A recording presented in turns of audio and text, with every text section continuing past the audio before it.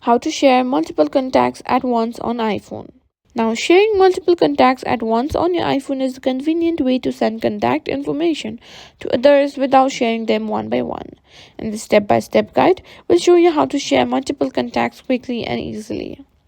Unlock your phone and go to the Contacts app. Now, click on All Contacts. In the contact details page, scroll down and tap on Share Contact. And tap on Share. Click on Done. And after selecting all contacts, let me show you.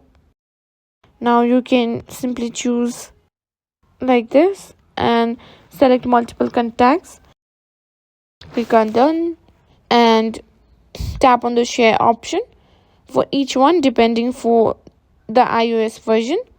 And that's how you simply share your contact on iPhone. You can simply manually choose other contact as well to share, but you cannot choose multiple contact at once as this feature hasn't been rolled out yet. And this is how you simply share contacts on iPhone.